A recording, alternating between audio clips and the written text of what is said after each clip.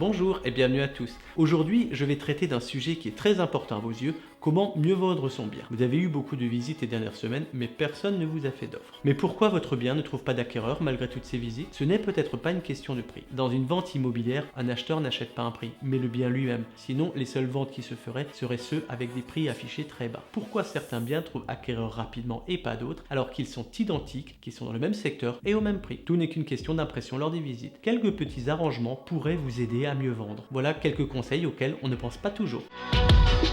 Même si les couleurs vous plaisent, vous ne vendez pas le logement à vous-même. Si votre logement est teinté de couleurs vives, pensez à les changer par des couleurs plus sobres. Vous devez vous mettre à la place de votre futur acquéreur. Restez sobre afin de séduire le plus grand monde. Le blanc, le gris, le taupe sont des couleurs neutres à privilégier. Elles permettent à l'acheteur de se projeter et d'imaginer sa décoration plus facilement.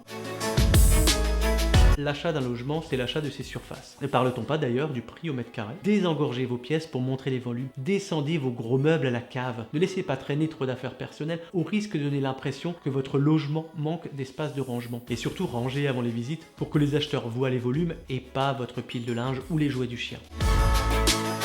Désencombrer ne veut pas dire vider le bien. Vous devez permettre à vos visiteurs de se projeter dans leur futur logement. Le visuel a une influence extrêmement forte. Essayez de redécorer votre bien pour le rendre plus design et au goût du jour. La visite d'un logement dure à peu près 30 minutes. Vos futurs acquéreurs doivent donc rapidement s'approprier le bien et se dire « je me verrai bien y vivre ».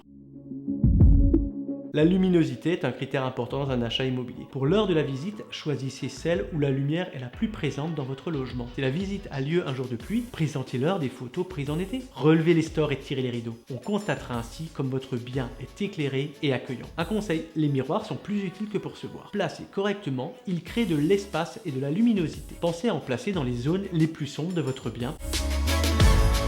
Devez-vous l'arracher pour donner un coup de jeune à votre logement? D'autant plus que cela générerait de gros travaux. Une moquette et un papier peint même démodé peuvent être conservés. Il suffit d'harmoniser la décoration autour. Si un coup de shampoing suffit à redonner son éclat à votre moquette, conservez-la. Avec le temps et son occupation, votre logement s'est peut-être dégradé. Passez un coup de peinture pour enlever les traces de tableau au mur, remplacez le papier peint endommagé et colmatez les fissures apparentes. Bref, masquez les traces d'usure et de passage du temps. En résumé, montrez que votre bien a été entretenu et que vous ne l'avez pas laissé s'altérer.